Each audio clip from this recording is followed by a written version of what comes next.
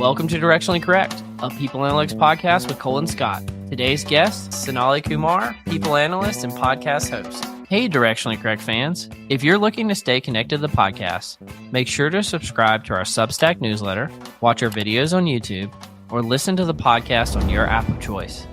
This podcast is dedicated to you to help educate and entertain you on how to effectively do people analytics. We are a listener-supported podcast, so please consider becoming a patron. If you'd like to support the podcast by becoming a patron, you can find a link to sign up in the show notes or at patron.podbean.com/directionallycorrect. Thanks for being a listener.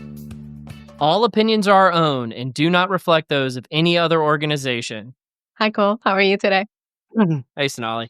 So from how I know you started out not being in people analytics, but you were very well known in the data sphere. Like I would call you a data evangelist even perhaps.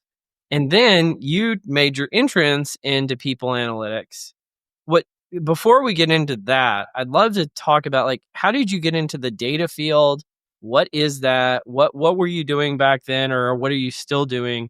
Tell us a little bit more about that. As you mentioned, I didn't necessarily start out in people analytics, also because I didn't know this field existed. Even going back, I studied criminal justice, so I kind of thought that I was going to go work for the FBI. I soon realized, close to graduation, that that's not the path for me. I was, like many 20-year-old kids who graduate college, realized I don't know what to do with my life anymore. So I went through those crises, and all I focused on was just networking and doing a lot of soul searching to see, what's my personality fit, what skills do I have, and where would they apply. I actually wanted to go into HR. I knew that. That's because I wanted to find a field that was people-oriented. Why? Yes. I wanted to go into a field that was people-oriented, strategic, business-oriented, so like a combination of all of those things. And HR was one domain that kept coming up. So I decided to do a lot of networking chats, just hitting up people on LinkedIn and finding anything I could through Google searches on what HR even is. So I fast forward like a couple years down the road, landed a role within HR, and it happened to be for our HR analytics team. And that was my first introduction to what HR analytics is, and the data can exist in the HR space as well. I think I did a lot of reflection. A year into that role, I made the intentional decision that this is the field that I want to grow into. Again, didn't know people analytics even now that field existed on its own. I started creating content on LinkedIn just around the data space. I did research on like how to grow in the data space and found technical skills that you need, non-technical skills. So I decided to keep learning and sharing my journey on LinkedIn, and many reasons why I did that. And fast forward a couple years in that role, I was hired into my current role, which is mostly focused on talent acquisition analytics. Yeah, that's how I ended up here. Well, do you like it? No buyer's remorse? We'll see. I think I've started looking at my career in a very different way. Initially, when I went to college, it was more of like, I was under the assumption that you go to college, you get good grades, you get all A's, you graduate, and then you find a career that you're happy with and you stay in for the rest of your life. And then you get married and you have kids and you live happily ever after. Oh, that's a lie. Sounds like a fairy tale. Oh, that's a lie. And I did not know it was going to be a lie. Well, where are you? What stage of the fairy tale are you at right now? I think up until I graduated college, afterwards, nothing matched what I had in my mind or how it works out on TV or what I guess my parents told me. I don't blame them, but... Well, this is actually one of the main reasons why I wanted to bring you on today. Is I wanted to know, because I hear about this stuff anecdotally, and hearing from it from you will be anecdotal, but it's still, you know more about it than I do at this point. And it's what is it like being early career in people analytics in 2025? What skills do you need? What's going to set you apart? How do you network? I know you're very strategic about these things, Sonali. So can you share a little bit of that? I would say one of the things that I'm realizing is the skills that are going to be required to grow in not just people analytics, but any field, they're going to change, especially as AI is coming up. when I made the decision to grow in the field, I remember one skill set that kept coming up was not, I knew Excel back then. I was learning Power Query, I believe. And then SQL kept coming up. I'm like, I have no idea what that is, but let's go figure out what it is and let's go learn it. So I remember when I was learning it, like started sharing that on LinkedIn as well, because I wanted to build credibility for myself. Just because I don't have a technical degree, I didn't want someone to question whether or not I knew something because I was teaching myself.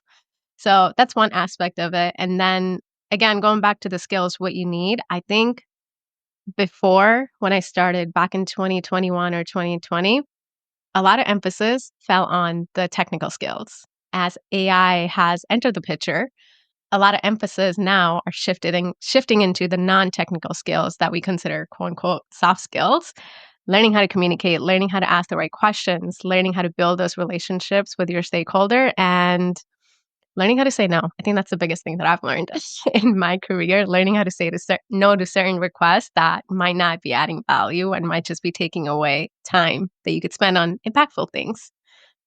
I think I answered some of that question. Yeah. No, it's fine because it was kind of a broad question. I love what you said about, it's going to require change. One of my favorite quotes I have written on my whiteboard is, if we're going to stay the same, we're going to have to change. And I think that it's kind of a counterintuitive quote, but it's basically like the world is always changing. If we want to continue to have our place in it where it is right now, we have to change along with it. But I love what you were saying about, that like AI is entering the picture and, the skills that are required are changing. How did you actually see that happen? Like, did it like come up in like job postings, or did like, your manager say, you better start using AI for everything? Or like, how did it actually happen? Like, where did you come to this conclusion from? I think a lot of it is as I wanted to expose myself to new technical skills. Again, all of it's self-taught. So it's mostly Googling, finding new courses that I could take to be able to teach myself. I remember instead of just searching on Google, I'm going to AI to be able to figure out how to do something that I'm used to doing in Excel, how to do that in Tableau, like putting in the formula, like, oh, I'm trying to filter by XYZ. How would you translate this into a technical format in Tableau? Learning how to do that, I think that one thing made me realize it's like, oh, we need to kind of shift away from the non-technical, shift away from just the technical focus. And another thing, in personally, what I notice is a lot of people just on LinkedIn, just conversations that I've come across and talking to people, biggest pain point is we have dashboards, but no one uses it. Okay, well, are you communicating how to use it? Do people, the dashboards you're creating, are they answering the question that the business wants to answer as well? So I think a lot of those things come up, and it all goes back to learning how to have those conversations and learning how to communicate. Well, I'm sincerely, you triggered me My a little bad.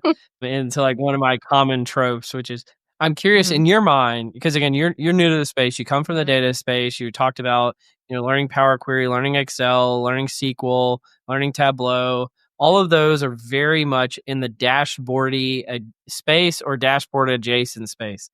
Is in your mind people analytics just I really dashboarding? hope not. In my mind, that's not the case either. I don't know how to make this statement not sound very harsh.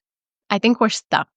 I think we're Make it stuck in hard. that phase. I think a lot of companies, and I don't know if it just applies to people analytics. I think we're just stuck in the phase of taking orders and fulfilling orders. It's less impactful because there's this constant fear that we need to produce value. In order to produce value, you produce whatever the stakeholders ask you to do instead of, because I feel like we're still fighting to be on the table or have a seat on the table.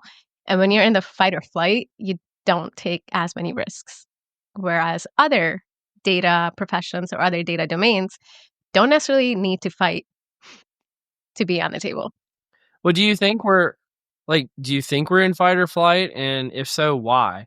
Because again, like like your perspectives Hmm. on the world are completely shaped by the Hmm. experiences you have. And I suspect our experiences are quite different at different points in our career. So like, what are the things you're experiencing? Because like, there's so many people I hear, and I'm sure you do too, probably even more than I do. There's so many people out here I hear from that are like junior career, and they're like, how do I break into this? How do I be successful? What do people care about? What problems are they trying to solve? And like basically just like, how do I be successful? And I think you even mentioned, I think you're building like a resource guide related to Yeah. this, right? I think, well, tying into the resource guide, it's a lot of it's related to the resources that I use to be able to pivot. And there's not, and I'm trying to incorporate more of this, there's not enough emphasis on building those relationships and just networking in the field. Because I think I learned more by talking to people who are already in the people analytics space than just Googling like technical skills. There was, when I first got into HR, I remember the first term that I heard was called a turnover. And I did not know what that meant. And it was in a broad meeting, so I couldn't necessarily just raise my hand of like, oh, what does turnover mean? And I remember just taking down notes on like terminologies that I didn't understand and doing research on what exactly it is. How do you calculate it? And is it different depending on what company you work for? So I feel like I just went on a tangent, so I kind of forgot your question. But a lot of those things really stuck with me is learning how to ask questions and learning how to do your own research. That's really beneficial no matter at what stage you are in your career. Yeah. Well, I want to call it out here, and I think we'll Mhm. put it in the show notes. But you have created a resource guide for people who are new to the space and want to share it with them as a part of this. But like, how do you actually learn a skill? Like, this is the thing I still Yeah. wonder about is like, do people in people analytics have skills? If so, what are they? And if they did not have presumably have them at one point, how did they Mm. acquire those skills? Like, and you mentioned networking. You've mentioned, like you've used a lot of resources before, but like, how do you actually acquire a skill? Are we talking about technical or non-technical skills?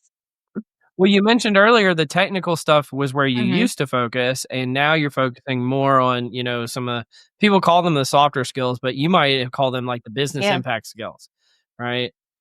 Like, so maybe take both. Like, how do you acquire a technical skill and how do you acquire like a business I impact think the skill? technical one is actually easier to answer. For me, it was all about, well, one, narrowing down what you need to learn. And the only way to do that is actually knowing which direction you want to head into. So I did a lot of research on roles so just looking at like job descriptions on LinkedIn or other platforms. So finding those job descriptions, identifying which skills kept coming up. So SQL was one that kept coming up in every single job description I read. So that's how I narrow down and prioritize which skill to learn first, and then finding resources that were actually going to teach you those skills and not just go over like the high level overview. Because I did that, lost my brain while trying to learn something because it was so scattered, and then signed up for courses that would actually teach you, but not in order to retain that knowledge, actually doing practice questions, like finding data sets that are out there, putting it into the SQL server, and then practicing those questions, those business impact questions. So I would say that's one skill, or that's one strategy to learn the technical skill. Non technical skill, I feel like they're kind of harder to teach. They kind of come to you through practice. And one thing is learning how to listen to people. I feel like that's a very underrated skill and underutilized skill is learning how to acknowledge what the other person's saying, whether or not you agree with it, and making the other person feel heard. I genuinely don't know how to teach that. I can just teach nonverbal cues that you can do, but I don't actually know how you would teach that. And critical thinking. Yeah, so it's like active listening skills Hmm. really. And then, you said it just Yeah, requires repetitions. A lot of it's just getting the reps. And so that's really important. Selfishly, I'm really glad to yeah, have you on because now in the future when people reach out to me and they're like, "So I'm new to people analytics, what should I do?" I'm just gonna send them a link that's to this perfect. episode because like I don't have good answers for them most of the time. And so this is really great. But I want to ask you, I don't know if this is Mm. a hard question or not, but you're learning Mhm. on the go, right? You're doing this, you're building your career, but you also have your own podcast, right? And you're sharing your knowledge with the world. And I know you even used to work for a data company and shared knowledge with the world through that as well. What's it is it like does it feel like super vulnerable to be learning it and sharing it at the same time or is it empowering? Like Mm. what is that experience I like? think it's all of it. I know you and I also hosted or recorded an episode together as well. So thank you for that. Many times, actually. But one of the things I do suffer with, and I think it's helped me overcome it a little bit, is building my credibility in public. I feel like that was really important for me, especially when I'm coming from a field that's not related to the career that I want to go into. I wanted to utilize platforms like social media platform, in this case, LinkedIn or YouTube, to be able to build my credibility. So when I'm talking about things or in my career, I have something to back it up. That's one thing. So it's mostly like selfish reasons.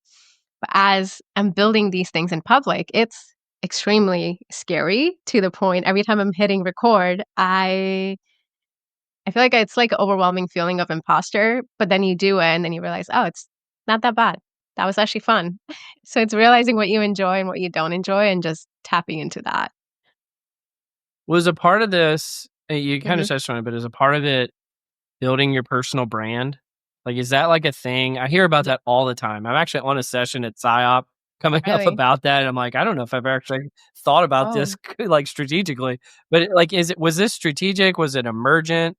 Is it something that you've been really careful about? Like, what are your thoughts on building a personal brand? I feel like we live in, and I hate to say this because in order to land a role, you should not be having to build a personal brand just to be able to work at a place or just to be able to pivot into a career. But I think as times change, as we talked about adapting as times change, changing as things change, one of the biggest things that keep coming up is the personal brand. When I started, I didn't know what personal brand was. I probably still don't know if I'm doing it right. I'm just trying things and see if they work. If they do, then great. Then you keep going. So it's a lot of it's like trial and error. But when I started, again, it was more about building credibility and just building my confidence in the space that I'm going into that I'm super new to. And then slowly shifted into sharing my insights with individuals who also want to pivot into the field. I had this big misconception that in order to hold a technical role, you need to have a technical degree. And I'm so glad that misperception was broken because that's exactly why I'm able to grow into this field. And I think that's one thing, if anyone who's listening, if I could share one message, it would be like, you can pivot at any point you want. As long as you're willing to put the effort and work into learning new things, you'll be just fine. You don't need to box yourself into one career just because you studied it or one career just because that was the first role that you end up taking. You have a big life, so go live it in whatever field you want and feel free to change. Because I have a feeling I might change like 5 years down the road, 10 years down the road. I might be doing something completely different. Well, like one of the things that we talked about in Mm, prepping for this was like conferences and what role do they play? Do they play a role in building your mm. personal brand? Do you acquire skills at conferences? Do you network at conference? Like, are conferences just a nice to have? Like, Yeah. what are your thoughts on that? My initial thoughts on conferences, they are expensive. So if you're going to go attend it, especially if you're paying out of pocket, know how to get the best ROI from it. And if you need to get pointers, I'm going to plug you in this case, Cole. Go watch Cole's and Richard's webinar that you guys recently did on conferences, is how to make the best of conferences. I wouldn't think it's, maybe you should link that in the show note.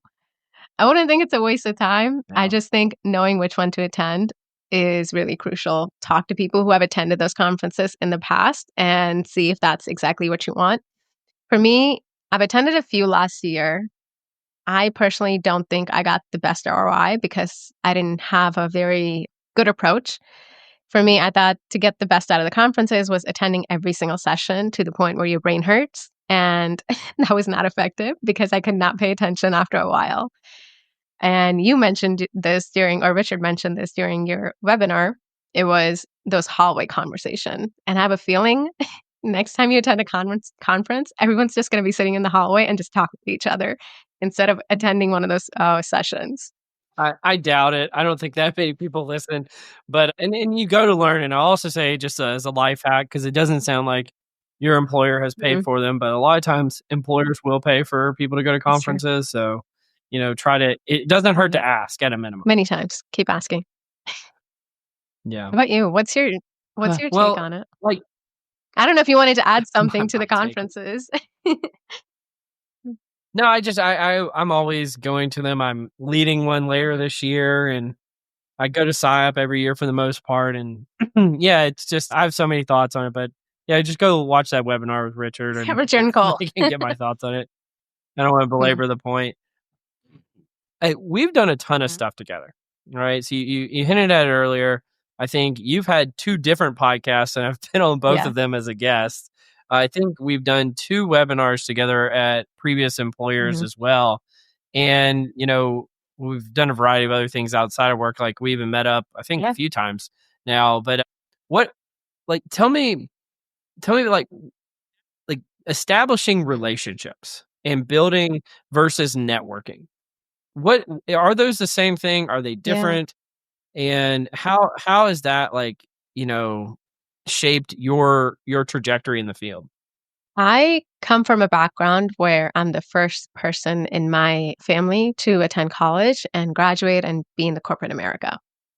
I did not know the word networking even existed. Again, after college, I learned so many things that I, should have learned when I was in college. But maybe I wouldn't have been here.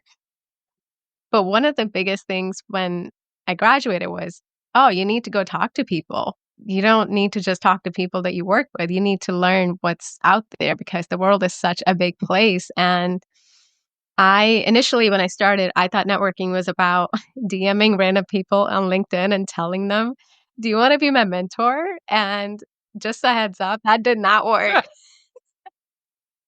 I don't know why I find that so funny. I guess it's because I get those DMs and it's like, come on, guys. I promise Cole was not one of those people where I send the DM. I learned by the time I met Cole. This was a while ago when I was doing that, only to realize, well, that's not really effective. And then I started just seeing networking as having conversations with people and then approaching it with just genuine curiosity. What do you do? Why do you do it? And how does it help? How does it align with what your personal vision is for yourself? And when you die, what do you want to be remembered by? How does that align with what you do? I started approaching networking that way and I realized that that's when I had the best experience, even meeting people, because one, it took away the pressure that I put on myself that I need to show up to a call and perform. And that's not a good way of approaching networking, kind of seeing it as a building of a relationship. And I think when you and I met, I am so grateful that I had learned those lessons. So when you and I first chatted, we were able to connect and actually build a good relationship over time as well. And it's been 3 years, 4 years? It's been a while. Something like that. Yeah. And I think networking and then being able to build mentorship relationship has been super important in my journey because there are times, especially if you're early in your career, there's times where you're just like, am I even on the right path? Am I doing this right? What am I missing? What else do I got to go learn? And sometimes you don't have the answers. And when you have someone in your corner, in this case, like you and I, Cole, me being able to ask you those questions, I think were so helpful. And you showing me certain things in people analytics that I wouldn't have learned unless I went through them like 10 years from now. It's like having access to knowledge that I would have had to wait for 10 years to be able to attain. I think that's really beneficial. So I think about and you have to put up with all my bullshit, but I think that's helpful. See, that's a part of building the relationship. Yeah, mine too. Exactly. But I want to come back to something you say. So child immigrants, first one that went to college in the U.S. Yeah. You actually told me in preparing for this, you speak 3 different languages. And when you learned English, I want you to tell us what those are and why you know them. But also that when you learned English, you didn't even know the country, the United States existed. I don't know. Can you tell us about that? Yeah. So I was in 8th grade. I was relatively young. I think I was just starting out in my teen years, which is when my parents decided to pack everything and just move to the US. I did not know the US existed because I grew up very sheltered. I probably watched movies where they hinted or showed US, but I never really desired to go anywhere. And I think all I knew was the town that I lived in, and that's the only place that existed in the world. I know we didn't talk about this, but I didn't know what the internet was until I moved to the US. So I was in 8th grade when I first heard about the internet. That's wild. Right? Well, that is kind of, I can't even imagine what that's like. Do you remember, what was that like? So in eighth grade, I guess that's the first time, and I don't know how it is now, back then when I was a kid. Now it's probably the first time I was introduced to the concept of computers, like what they are, not even laptops, not phones, because you're not allowed to have phones in school. But eighth grade was the first time I saw a computer. And I remember going into, it's called a computer lab. So you don't have them in, it's like a specific sacred place that you go to. And I probably had exposure for like a month or so until, again, we moved here. And I took a course because everyone's obligated to take that course. It was like technology course. I remember the teacher asked us to do research on, I believe, just sea animals, fish and stuff. And I learned about Google. I put in like, about sea animals or like fishes. And I was doing research and I remember getting so excited. I'm like, I can find so much on the internet. Wow, this is so fascinating. And I remember going up to the teacher telling her that, oh, I found this. And she looks at me like, as if I was a kid in the candy shop who just learned about so many different candies at the same time. So yeah, that's what that experience was like. And that's the wildest thing about like skill acquisition and education is you can go from not having heard about something until the 8th grade to being a professional that all you do is use computers in your day job, right? In a relatively short amount of time. It's really wild. Yeah. I think it's been less than about 15 years, I would say. Yeah. I learned about the internet 15 years ago. Probably more than that, but it's so crazy. Oh, it well, what are the 3 languages that you spoke and where were you living at the time? So I was when I moved here, you're saying, or like Yeah. back home? I know Hindi, Punjabi, and English, obviously. And then I can also speak Urdu, but it's the same thing as Hindi. It's unless you write it, then I can't read it anymore. So those are the 3. I know. It's fascinating. So those are the 3 ones I know. And English, I was introduced to English when I was, again, in India, but it was more about like memorizing things. So you don't necessarily understand what you're reading. You don't know how to structure your sentences. So I think it took me 2 years to be able to have conversation in English. And that too was not a good way of communicating. So I learned the hard way on how to have effective conversations in a very new language to me. And I was living in Punjab, which is the state where I'm from, which is why I would say I know Punjabi because it's a state language. And then Hindi, its unofficial country's language is Hindi. And that's where Bollywood comes into. Yeah. Well, we'll get to that in a little bit. I was trying to key something up for later on that. But where do you see, so again, kind of going, like the theme of this for me is like, you're in people analytics, it's 2025, you're looking into the future now. Where do you want that to take you in your career? I think I've hinted on this earlier. I stopped looking at my career as a title and as a linear progression a while ago. And I'm so glad that I did that because it allows me to expand my horizon and learn the skills that I'm curious about or things that excite me versus saying, I need to get this title. I don't care what I need to learn. I don't care what it's going to bring. I've started to see my career as, and I did this before too. What do I want to do? What kind of impact do I want to have? I don't know if I have clear answers on like what I'm going to do or what kind of impact I want to have, but I just know that I want to be in a field where I know I'm making a positive impact on people's life and improving it. And ultimately, maybe it helps the business grow and make more money. So I'm seeing my career as an acquisitions of different skills. Yeah. Yeah, that's great. Well, do those skills translate into jobs? Like what's it like finding a job right now? Is it murderer's row? Like what is it really like? So I've had conversations with many people who are like beginners or people who are mid-level career professionals, like trying to find a job in 2024 and 2025. And I think we've all seen so many horror stories, especially on LinkedIn. You're going through so many processes of interviews. So all the way up until 7+ interviews, all of that, and then you don't hear back. And I think that's where majority of the frustration comes in from people who are trying to break in. And these are not individuals who are just starting out in their career. And I think I listened to one of the podcasts that you did recently. It was, I say recently, but last year. One of the things you mentioned was related to people analytics. You said, and I might be misquoting you, but I'm going to try. 10 years ago, you knowing Excel was just enough to break into this field. But now that's not good enough anymore. And I would say the same thing when I broke into the data space or even people analytics, knowing the bare minimum or even having the fundamental knowledges in technical or non-technical skills was enough. I genuinely don't think that's enough anymore. And not to sound not hopeful, but that's exactly what I've seen or read from other people's experiences. Well, what is enough? And how dare you quote me to me? I think it's pretty accurate statement. That's why I'm quoting it.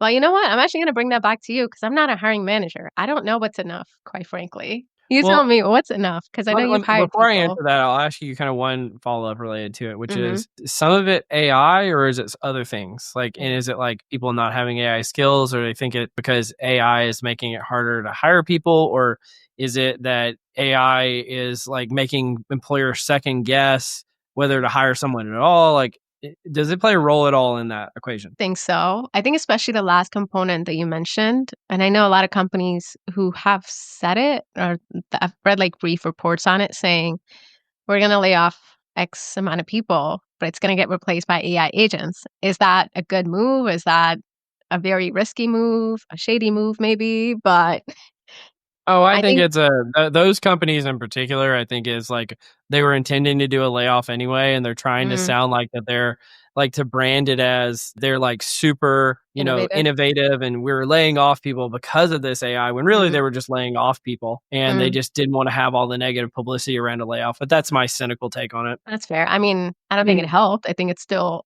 resulted in negative outlook on those companies, but I don't think AI is going to take over our positions anytime soon. It's gotten better compared to when it first came out. I guess I like to be hopeful and think that it's not going to replace us anytime soon. But if you learn how to leverage it, it is going to make your job much easier. But I don't know if yeah. that's the skill that I don't know if, like, if I go into an interview now, I don't think AI is one thing that people have asked me because I think a lot of companies are still hesitant to fully launch it or incorporate it into their businesses. That the answer that I was wanting to hear is Hmm. like what are people actually asking about. So Yeah. I'll answer your question from earlier is like what are the hesitance or and I think it's just what businesses are going through. And you mentioned, layoffs, we've talked about AI. It's that every open position is being heavily scrutinized or frankly even a lot of times like why do you people go through 7 rounds of interviews and then not hear back? Well, sometimes it's just because you have a shitty candidate process, but sometimes it's because a position got frozen right in the middle of it and you're not able to hire anymore, and then Yeah. you're like, well, what do I do? And so there's a lot of different things going on all at the same time. And it's kind of difficult to make heads or tails. But in some of the stuff I've written in the past, what we've talked about, and frankly, like almost the entire book that I've written that's coming out in July is dedicated to, what businesses care a lot about right now. And so like, why does a business care about when they're making a layoff that it gets spun as they're being innovative? Is if you start to look at the world through anything you see a business communicate from a publicly traded company, Mhm. assume that it is meant to make their stock price go up, right? That is kind of the Straussian take on it. It's like it, and so they don't want to announce a layoff unless they think it'll make their stock price go up. Mm. And in addition to that, if they think it'll make their stock price go up even more, if they're seen as more innovative with AI, they're gonna do a 2 scoops instead of 1 scoop, right? and so try to and so I look at it from that sense, but Mm. businesses are really, really struggling right now. And I would say I'm not a hiring manager at the moment, so this is Yeah. not speaking about my current role. So please don't reach out to me with your resume, even though it happens anyway. It's really annoying. That when I was a hiring manager, just a lot more scrutiny than there has been in the past. And the only way to get out of that scrutiny is to prove that your positions are adding incremental value above your current team, Mm. right? And so I would say if I'm a candidate interviewing right now, I don't want to just demonstrate that I have skills. I don't want to just demonstrate that I have a personal brand. I don't want to just demonstrate that I can communicate. I want to show that my being at your organization will make the company make more money or not lose more money or make them more efficient, which will help them make more money or make them more innovative, which will help them make more money. Right. And I know like to a lot of people, analytics folks, for whatever reason, and I don't understand it, is that's like an offensive statement, but it's just the truth. Yeah. And so if we focus on that right now, it's a lot easier to find a job if you know that when you hire that person, they will help your team and your organization and HR be seen in a better light and help the company make more money. It kind of makes me think of one question. When you say, "Oh, I don't know why that statement is offensive," I have a question slash a theory. Is it because people analytics as an organization, at least for me, I try to think of it like, what kind of problems do I want to solve? It's more about like, oh, employee experiences and hence helping company make more money if employee experience is good, hoping that it's going to result in more ROI? Is it the thinking that those two things cannot coexist? Like you can't just think about employees, or if you I do, think people know think it about can money. coexist because at least every behavioral scientist under the sun will Mhm. quote like engaged employees are more productive and cite all these research examples like diverse companies are more innovative. And so they know that it has to fundamentally tie to business effectiveness. I find like the conversations about like what is people analytics to be pedantic. But if you really look at it as simplest form, it's two words. It's people and it's analytics. Some people love the fact that it has people in the title more than it has analytics in the title. And other people like that it has analytics in the title more than it has people in the title. They know the two things are mutually exclusive because they're both in the title. It's just some people prefer one over the other. It's the way I look at it. I don't even know if that's true, but it's just if they're a person who comes in and is like, I'm a humanist. I want to do humanist-based work. And therefore, people analytics is the job for me because I care about the people in the title. It's like you got to have both. And I think you can ultimately do excellent work for a business and it be people oriented. I agree. Nothing to add there. I think you said it better. Yeah. Well, do you want to join me in Cole's Corner? Let's do it. Welcome to Cole's Corner. So the first section, I've got some rapid fire questions. I kept trying to get you back to some of this stuff because one of the questions wouldn't make any sense if I didn't get you to talk about some of your background. Oh, So the love it. first question I have for you is, which is better, Bollywood or Punjabi wood?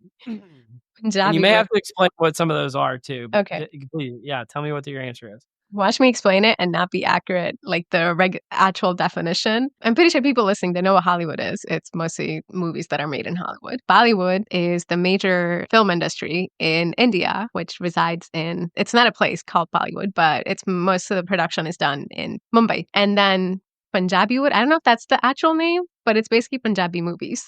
So if I had to pick one, it's a thing, and I love them so much. So I guess that's my answer. It depends. If I want to remember my childhood, then it's always Bollywood. If I want to just laugh my ass off, excuse my language, then it's going to be Punjabi movies. I do not really watch Hollywood movies at all. Very rarely. They all suck nowadays, but that's another story for another day. But why Punjabi wood? Because in my experience, I've watched a few of them. Oh, you have? Well, in my differentiation between a Bollywood movie and a Punjabi wood movie is, there's already a lot of dancing in Bollywood movies, but there's more dancing in Punjabi wood movies. And it's like more songs are more upbeat. And I don't know, is that like what if you had to sell, Punjabi movies, how would you sell? If you want to laugh at nonsense that does not make sense, please do so. And again, I'm saying this because those are the Punjabi movies that I watch is filled with comedy. Huh? Yeah. They're kind of slapsticky, like Three Stooges kind of thing. Yeah. In a way. Yeah, I would think so. That's why I enjoy them more. And honestly, I don't want to try to sell it. If you want to watch it, enjoy it, please go. If you don't like it, I enjoy it, so I'm going to watch it. All right. Next rapid fire question. What's the place you've never been to that you'd most like to go to and why? First place that comes to mind is Maldives, only because I randomly came across a picture, this was a while ago, of a beach that reflects the stars and you can see the stars in the water. I think it's so gorgeous. I want to experience it in person. That's why Maldives. Yeah, I think, doesn't the Maldives have like a lot of like mangrove swamps where like the tree roots are like in the ocean and you can see them and stuff like that? That's what I attribute to the Maldives, but I may be making that up. I haven't looked into it, but you may not be making it up. If I go, I'll see if that's the case when I go. So here's my favorite question to ask people. Why do you do what you do? That is a really good question. I think ultimately I go back to leaving the world better than what I found it, is ultimately knowing that my existence made an impact, even if it's on just one person. And that's like the ultimate goal, no matter what I end up doing for the rest of my life. So how do you react now that you know that aliens are real and crash retrieval programs are happening? Okay. So I'll tee this up before you answer. Yeah. So the other day I was watching this video on YouTube and it just freaking blew my mind where they're interviewing this guy who apparently had firsthand direct knowledge of he found UFOs and goes and collects them for these secret organizations. And he's like, seems super serious and realistic. And so I had happened to talk to Sonali that day, and I'm like, I got to send somebody this video. And so I send it to you, and you're like, I've watched it 3 times now. It's like 3 hours long, too. So it's like It not a short is. watch. And we haven't actually had a chance to debrief it since you've talked about it. So I wanted to actually hear about it on the podcast. So what Oh, is your Lord. reaction? Well, one, when you sent me that video, all I said is the option to stay in denial. Does that exist? Is that on the table? And Cole said, that's not how we live. So, no, you cannot be in denial. You have to accept the reality that aliens do exist. I choose to still stay in denial, but we're still going to talk about it. I found it fascinating. First of all, you did say it's 3 hours long. I found it fascinating that I was able to sit through it many times. So I had to split it up throughout the whole week. But do aliens exist? Yes. Will they take over the world? Maybe. If they do, I feel like we probably won't even know until they want to destroy it, which I hope they don't. That's a good rapid fire answer. All right. I would move on to the one big question or big hypothetical. All right. Oh. So if you were a senior in high school, what would you do after graduation? Would you go to college? If Mm. so, what would you study to prepare for an AI future? Would I go to college? Like, I have to go to college? I thought there was going to be No, another would you go option. to college? I said yes or no, Oh. right? Because that's a choice now. And if you decided to go to college, what would you study for to prepare for an AI future? Is it okay to say that I wouldn't prepare for the AI future? I went Totally to fine. school. I did not want to go study computer science. So when we think about AI, that's the only thing I can think of. And quite frankly, I don't think that's what I want to go study. I love using it. I love being the end user, but I don't know if I want to go create, build, understand the technical depth of AI. And I think I would probably take a year off just to go travel the world. Where would you go? Everywhere. I'd probably take, as they show in these Hollywood movies, that you take a year off and you go take a Europe a trip backpacking for like a month and so on. I'd go explore Asia. I would go to some African countries as well. South America. Yeah. Everywhere. Why pick? I'd Yeah. be the girl that walks around with so many stamps on her passport. Well, I guess kind of the question behind the question is if Mhm. you could do it over again, would you do it the same or would you choose something different? If I could do everything over again, I would allow myself to make more mistakes in every single thing I tried. I think that's the only thing I would change is mess up more. Apart from that, I would not change anything. I think it's good where I'm at. And if I didn't make those mistakes or choose that route, I wouldn't be sitting here. Yeah, So I'm thankful. absolutely. All right. Well, let's go into the what I'm reading section. Ooh. So, the first thing that I am reading is a post from John Kim, who I guess is the CEO of a tool called Paraform. Don't know what they do, but he made a post about Anthropic, so the company behind Claude, the AI tool. And he said every member or every technical employee at Anthropic shares the same job title, member of technical staff, MTS. And it's not just corporate branding, it's part of their talent strategy. It's a calculated move, and he puts 4 points together why this is calculated. It defends against poaching because it prevents competitors from identifying seniority and targeting specific employees. It reinforces company culture. Anthropic values research over hierarchical decision making, and these titles show it. It keeps their team structure opaque. It's hard to infer an employee's research and specialization from generic titles. And number 4, it breaks down the researcher engineer divide. Unified titles encourage more versatile talent who excel at both building and theorizing. So it goes on even further, but I wanted to get your reaction to this, Sonali. Is this an interesting thing? Is this going to be a trend? Why do you think that they're doing it? Is it the reasons they stated? What's going on here? I had many different thoughts. I think the first thought was not so positive. I'm like, why would you do that? That does not make sense.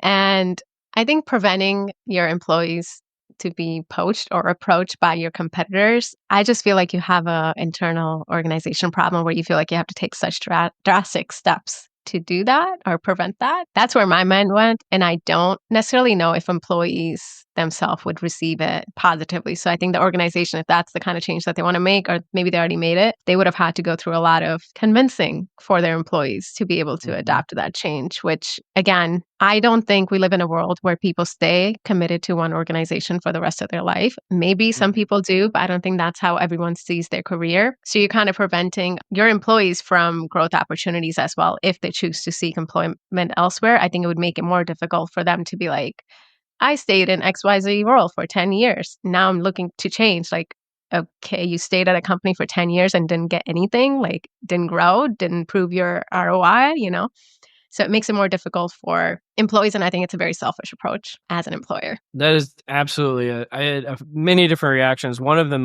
was this is a employer-friendly, employee-unfriendly decision to make. And in a variety of capacities, but one of the great things that people talk about with making non-hierarchical organizations is like, see, there's not so much hierarchy here. Everybody's a person, everybody's a human. That's the positive side. The negative side is you can't recognize anyone. You can't promote anyone. You can't or if you can, it has to be secret. Yeah. Right. And so that creates a really weird situation. And so a lot of the motivation that goes into why does somebody want to strive? Why do they want to make a name for themselves? They want to have a personal brand. Well, you can't have a personal brand because everybody's wearing the same uniform with the same title. All of you are the same. There's no differences here. Yeah. But the second thing is it's so employer friendly. Because, they're doing it all because they're worried about their talent getting poached, right? They say it's because they're trying to promote company values and they're trying to decrease the research or engineer divide. But do you really think it was the job titles that was making the engineer researcher divide, or was it the mentalities or the management styles, right? All of those different things are competing priorities. The titles, I imagine, is a very small part of that. Whereas it's really, they're trying to create a defensible position so people can't come in and poach their talent. It really comes back to that.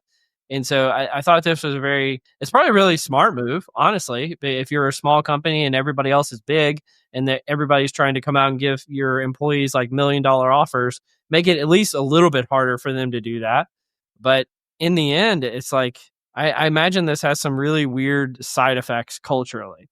Oh, I definitely think so too. I can imagine being in a company, and as you mentioned, there's no incentive for employees to even work harder or be more productive than what they're already doing, because let's say I've been in a role for 10 years and someone just joins and they're at the same level and same title. And I'm not saying title adds credibility, but it does to an extent, as you're introducing someone.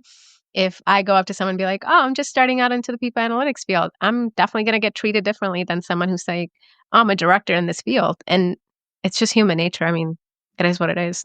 Yeah, absolutely. Well, the next one that I'm reading right now from actually prior guests on the podcast, he had a different name at the time. He's going by Jepson Taylor. His name used to be Ben Taylor. I'm not sure the backstory there, but Jepson is doing a lot of work with his company Viox now on AI in the workplace. And what he put together is he's saying that generative machine learning algorithms, so these are different from Gen AI or Auto ML, are absolutely destroying traditional machine learning algorithms invented by humans in these contests that they have like Kaggle and things like that. And so it makes the crowd favorites like XGBoost, CatBoost, TabNet, LightGBM look like toys in comparison. And he has a graph on the screen that you guys can't see, but basically if you look at this competition, I think you have to go down something like 15 or 20 spots before you're talking about a human created algorithm. All of the top 10 or 15 were created by AI, generative machine learning algorithms. And so he poses this question about, the data scientists, do you really need them?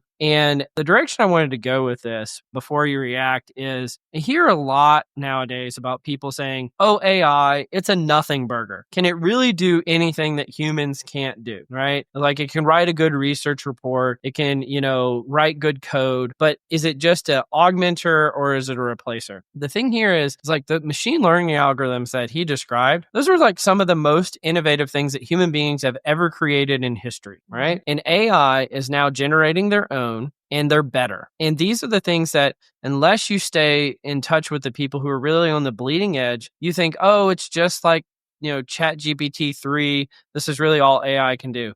It's not true. And I'll pause there and I want to get your reaction is how did you react to this and what were your thoughts? One, I think it was more of I kind of looked at it as a skeptical approach, only because, well, one, I don't know the person who wrote it personally, and I also don't know the technology that well. So kind of always seeing any new technology or any new claims from a very skeptical perspective. So that's where You think he's that was talking my the book. initial. Yeah. No, I love it. Maybe he No, is. yeah. Maybe he just, it's a pump and dump. He's like, hey, look at all the cool stuff I'm doing. And Perhaps. it's not really that cool. Okay, well, I'm going to talk about just AI in general. I think it's always going to have its flaws. And again, I'm going to quote you in one of your podcasts that you did an episode saying that you want to get away from using AI to create double the work. So if AI produces something, you don't want to have to sit back and try to double check its work. That's how I'm seeing every single time I'm using AI. Do I have to double check its work? And I'm going to be honest, I don't understand ML that well. So for me to comment like, oh, this is a lie or this is, a big truth that I'm going to believe in, I can't make that claim because I don't have that much knowledge in ML. No, I love that angle though, because it's got one of the quotes, another one that I subscribe to is like, it's from Charlie Munger, who was one of the people who formed Berkshire Hathaway with Warren Buffett. So if you show me the incentives, I'll show you the outcome. And so if the incentives are much like I was saying earlier about stock prices in public companies and anything they communicate publicly is intended to make their stock price go up. If the intention here is for, him to get as much publicity as possible, then say, the most provocative thing out there. So maybe it is an incentives based thing. Maybe this actually isn't true. But under the, let's just say for the sake of argument, what are the implications that the top things that human beings are doing are now, like the conversations I hear secondhand and third hand is like there's either the folks that are like AI is a nothing burger, right? Mm-hmm. Or there's people that are like AI, we're on the precipice of AGI and or ASI is coming next. And people don't realize that. I mean, we've talked about Ethan Mullick a million times on the podcast. I saw him post something earlier this week that it's like the people that work in AI really believe that this stuff is coming. And it's like right around the corner and what society's not prepared. What are we going to do about it? And again, maybe they're all like, pump and dumping it, right? Like I mentioned earlier, but let's say for the sake of argument, that's true. And you're seeing it kind of unfold before your eyes, right? So if the assumption is true that these machine learning algorithms are some of the most sophisticated things humans have ever built, and AIs are now building better versions, what happens? What happens then? Like at that immediate moment, not 5 years in the future, but what happens? Is it just like all our data scientists get way better because they have better algorithms? Or do they start firing data scientists because you don't need the data scientists because their best algorithm doesn't work anymore? My mind went to the lateral part is employers replacing employees with AI to be able to do that work. Not saying that's going to be a good or a bad thing, but that's exactly what I see happening. Let's say everything works and AI is able to create like really good ML models. Yeah, I think it's going to first replace the employees. Immediate reaction would be, oh shit, I'm about to lose my job. And the second would be you lose your job because AI ended up replacing you. So now you're on the market. And then you realize the skills that you knew are no longer relevant. So how do you become more relevant? Yeah, I don't know. Well, I think that's a good kind of provocative place to leave that one. I've got one more for you.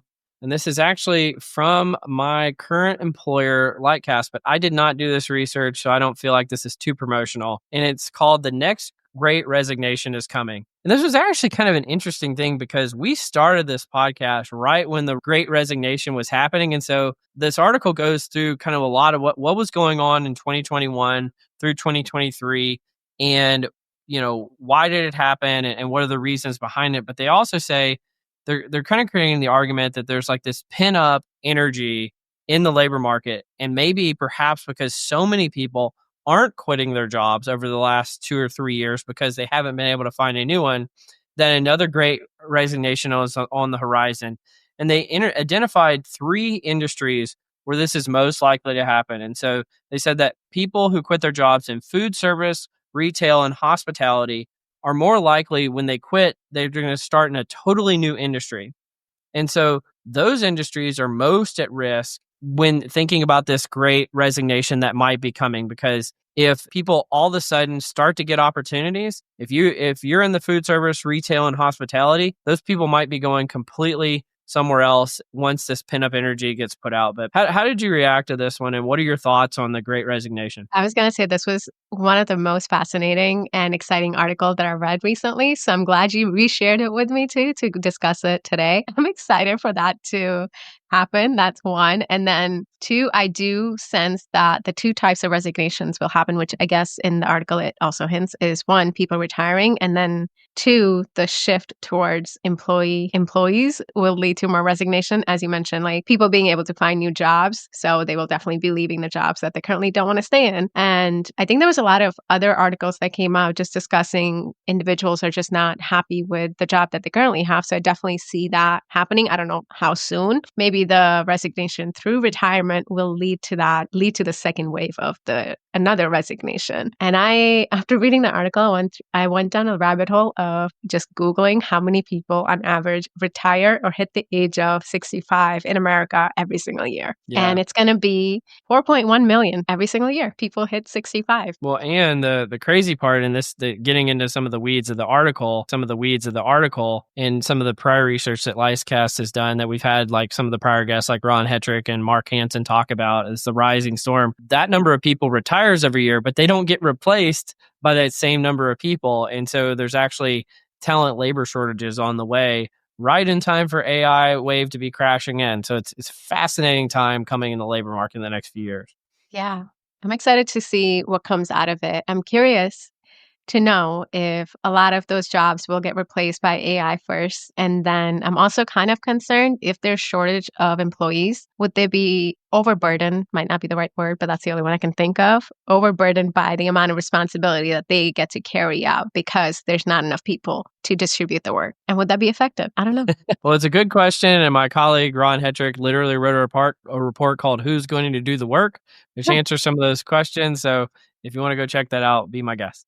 That said, Sonali, do you have anything you wanted to talk about with me today?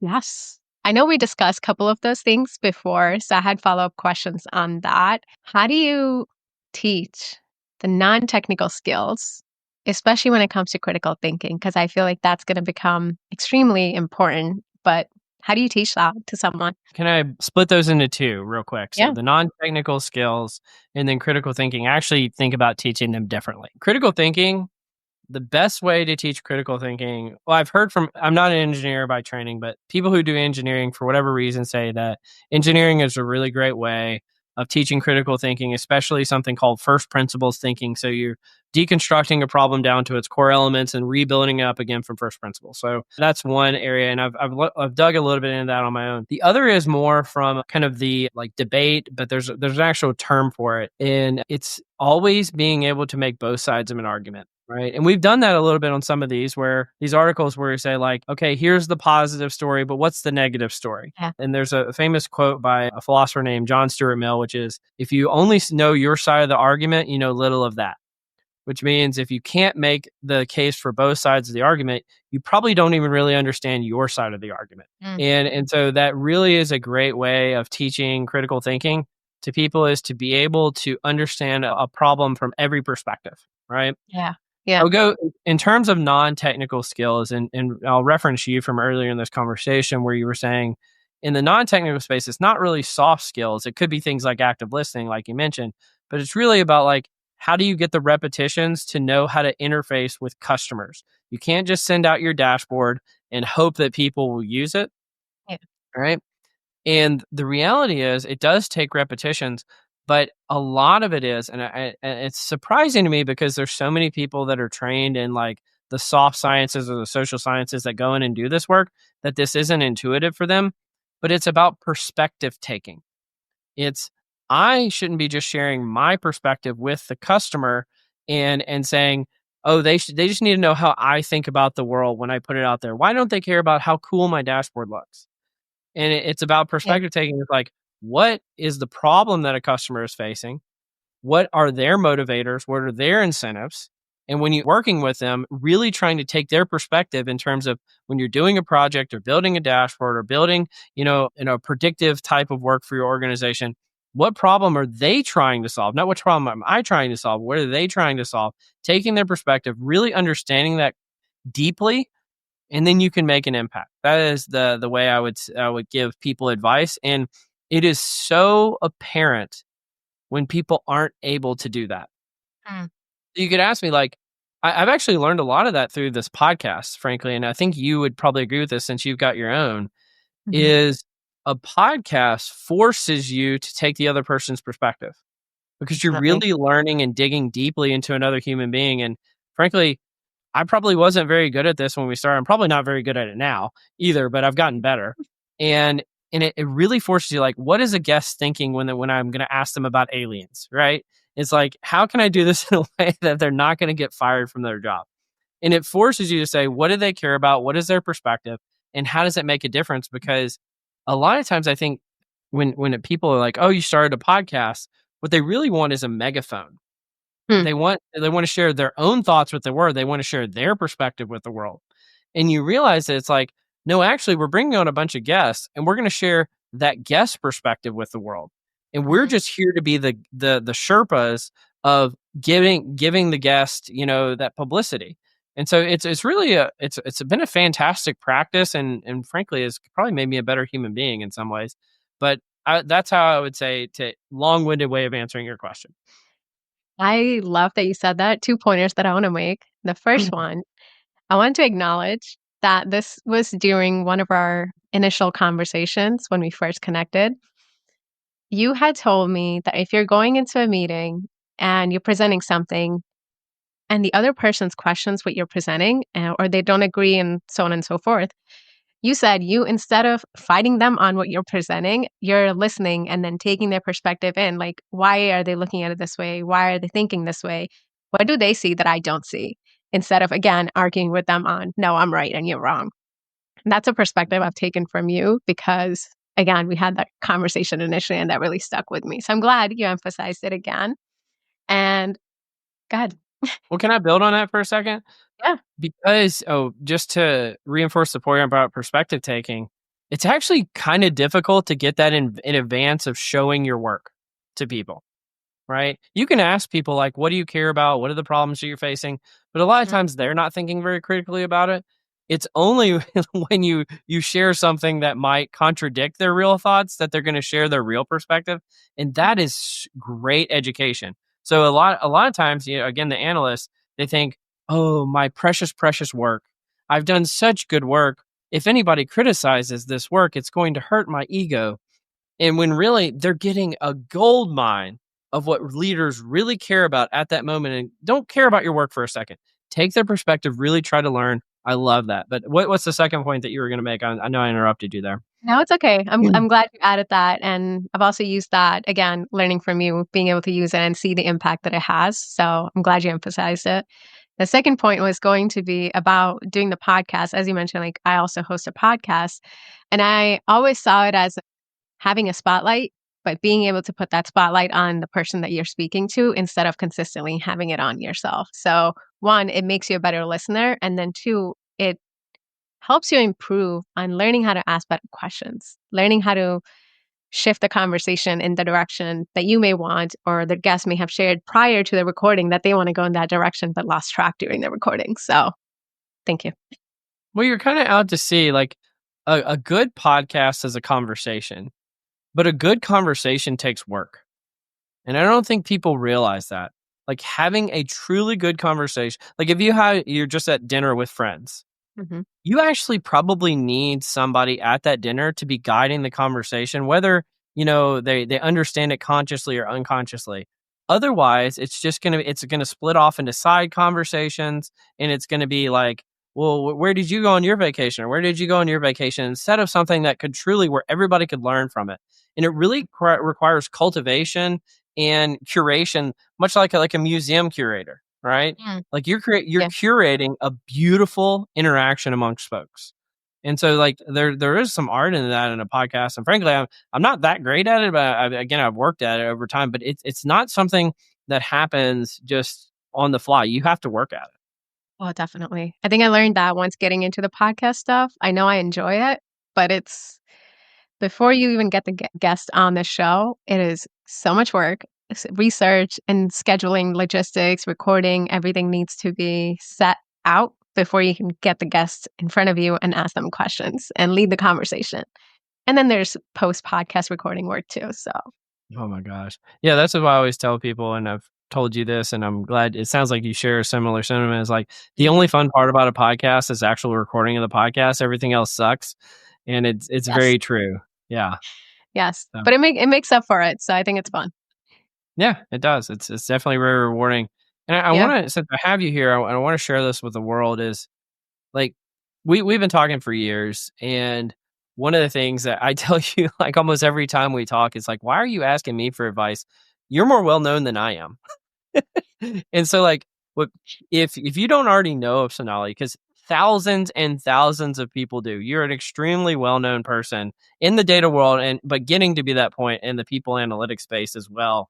And so, go out there, learn from her. She is a diamond. And I am so glad that you were able to join today. I've been a fan of yours for years. Thank you so much for being here, Sonali. And you actually didn't even say the name of your podcast earlier. Please say what it is and where people can find you.